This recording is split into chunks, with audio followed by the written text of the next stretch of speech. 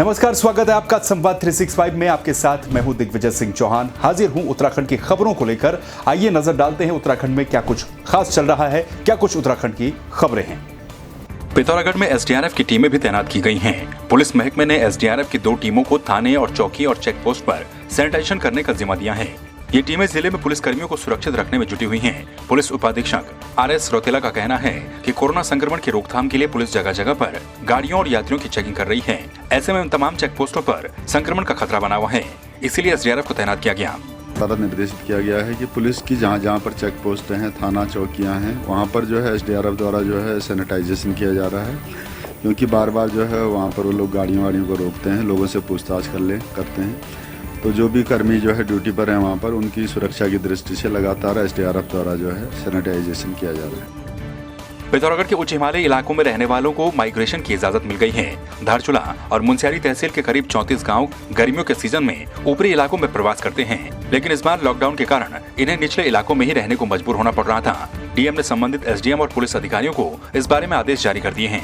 उच्च हिमालय क्षेत्र में निवास करने वाले ग्रामीणों द्वारा अनुरोध किया गया था कृषि कार्य करने के लिए, पशुपालन कार्य करने के लिए उनको अपने गांव में जाने का अनुमति मांग रहे थे। हमने उनसे अनुरोध किया है कि आप कृषि कार्य करने की अनुमति आपको प्रदान की जाती है, बशर्ते आप अपने चेहरे को जो है फेस मास्क से ढकेंगे। कोरोना वायरस के चलते चारधाम यात्रा पर तो असर पड़ ही रहा है, साथ ही आगामी हरिद्वार महाकुंभ पर भी इसका असर देखने को मिल सकता है। हरिद्वार महाकुंभ का पहला स्नान 14 जनवरी 2021 को होना है, जिसकी तैयारियां बरसात समाप्त होते ही की जाएंगी। इसके साथ ही कोरोना का सीधा असर हरिद्वार के टैक्सी मालिकों पर भी देखने को मिल रहा है। Maxi taxi transport association Haridwar के पदाधिकारियों का कहना है कि सरकार जिस तरह से कोरोना महामारी में लोगों को सहायता दे रही है, उसी तर्ज पर राज्य सरकार और केंद्र सरकार हमारे बारे में भी विचार करे। इसी को लेकर एक पत्र उत्तराखंड के मुख्यमंत्री को भी भेजा गया है। तो यात्रा चल पड़ेगी।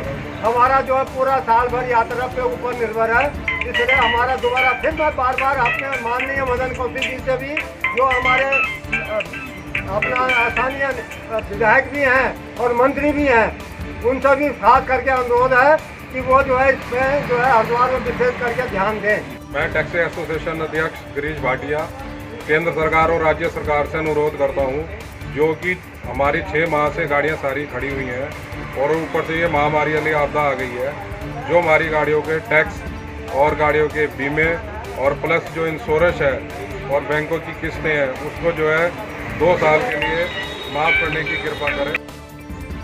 चमोली में कोरोना के संक्रमण से बचने के लिए कर्णप्रयाग नगर में मोटर पार्ट्स की दुकान चलाने वाले एक युवक नूरुल इस्लाम ने अपने साथियों के साथ मिलकर सैनिटाइजर स्प्रे मशीन बनाई है। हालांकि सरकार की नई गाइडलाइन के अनुसार इस मशीन का उपयोग नहीं किया जा सकता, जिस कारण युवक को मशीन चलाने की अनुमति नहीं मिल पाई।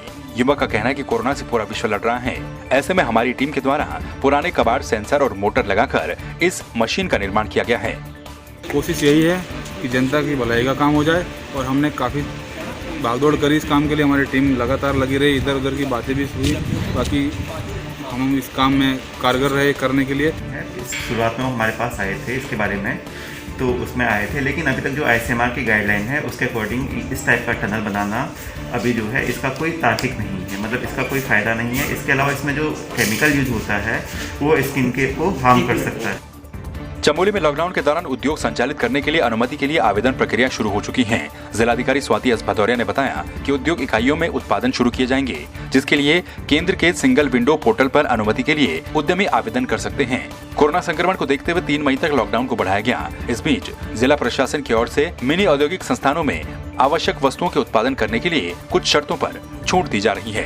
20 अप्रैल से भारत सरकार के निर्देशों के क्रम में कुछ एक्टिविटीज़ पे छूट प्रदान की गई है, जिसमें कि कंस्ट्रक्शन एक्टिविटीज़ है हमारे रोड्स की, और कुछ हमारे जो रिन्यूएबल एनर्जी के प्रोजेक्ट्स हैं जैसे THDC, NTPC, ऋषिगंगा आदि, और साथ में जो हमारे कुछ इंडस्ट्रीज़ हैं जो कि फूड इंडस्ट्री और पैकेजिंग इंडस्ट्री, इस तरीके की इंडस्ट्रीज़ पे भी छूट प्रदान की गई। सीमांत जनपद चमोली में प्रधानमंत्री जनधन योजना गरीबों के लिए वरदान साबित हो रही है। जनधन योजना के तहत 73,600 खाते हैं, जिनमें से 35,528 खाते महिलाओं के हैं। इन सभी खातों में आर्थिक सहायता राशि पहुंच चुकी है। कोरोना संकट में केंद्र सरकार ने पीएम जनधन वाले सभी महिलाओं के खातों में 500 रुपए की आर्थिक सहायता दी है।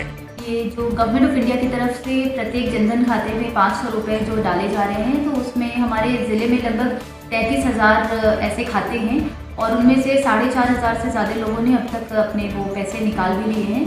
वो करीबन 747 अकाउंट है, जनधन अकाउंट है, और जो ये अफवाह है ये सब गलत है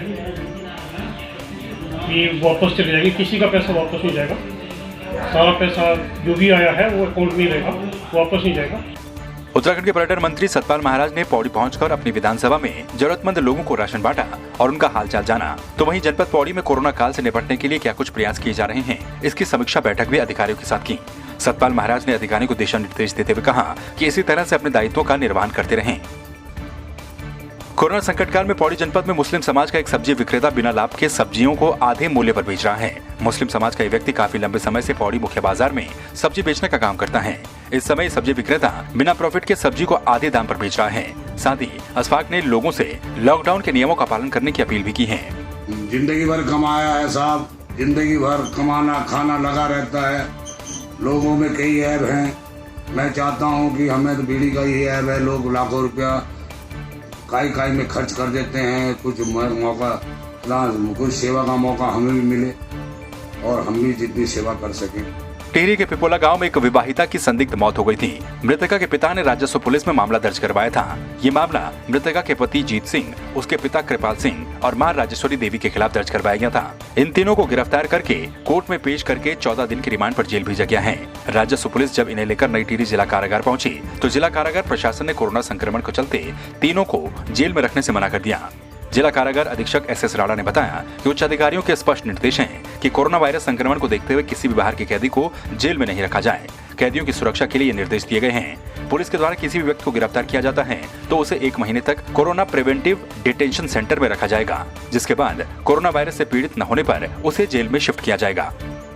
हमारे उच्च अधिकारियों ने यह आदेश किया है कि जो भी नया मुलजिम आता है तो कोरोना 99 को दृष्टिकोण देखते हुए कोरोना प्रोवाइडेड डिटेंशन सेंटर खोल दिया गया, उसमें रखा जाएगा नया मुलजिम। टिहरी जिले के चंबा ब्लॉक के गांव में अब लोगों को सैनिटाइजर और मास्क वितरण किए जा रहे हैं। कई गांव में मास्क और सैनिटाइजर वितरण करने का काम शुरू हो चुका है।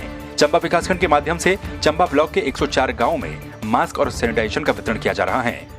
प्रतिग्राम सेवा के हिसाब से ये सोडियम हाइड्रोक्लोराइड दिया गया 1 लीटर प्रति ग्राम पंचायत के हिसाब से हमने उसको वितरण कर दिया है और उसका छिड़काव भी करवा दिया गया है। मैं सभी से अपील करना चाहती हूँ कि वो लॉकडाउन का पालन करें एवं अपने घर में ही रहें, इधर उधर न जाएं। अगर उन्हें कभी कोई आवश्यकता भी पड़ रही है इधर उधर जाने की तो वो मास्क पहन के चले तथा अपने साथ सैनिटाइज रखें और हर 5 मिनट में अपने हाथों को सैनिटाइज करें। टिहरी और उत्तरकाशी जनपदों के कोरोना प्रभारी और प्रदेश के कृषि मंत्री सुबोध उनियाल ने नरेंद्रनगर तहसील सभागार में विभागीय अधिकारियों की बैठक ली। बैठक में जिला स्तरीय विभागीय अधिकारियों से उन्होंने कोरोना महामारी के चलते उत्पन्न परिस्थितियों पर अपडेट लिया। साथ ही कोरोना से निपटने के लिए जरूरी दिशा निर्देश भी दिए। बैठक में लॉकडाउन के नियमों का पालन करने का निर्देश भी दिया गया। यहाँ पे कोरोना को लेकर के सरकार की क्या व्यवस्था है, चाहे वो खाद्यान्न की हो चाहे वो अस्पतालों की हो, और किसी के क्षेत्र में किसी बाहुल्य क्षेत्र में किसानों की समस्याओं का कितना निवारण किया जा रहा है। तो आपने देखा उत्तराखंड में क्या कुछ खास चल रहा है, क्या कुछ उत्तराखंड की खबरें रही। एक बार फिर से आपके सामने हाजिर होंगे उत्तराखंड की कुछ और खबरों के साथ। तब तक के लिए आप बने रहिए संवाद 365 के साथ। नमस्कार।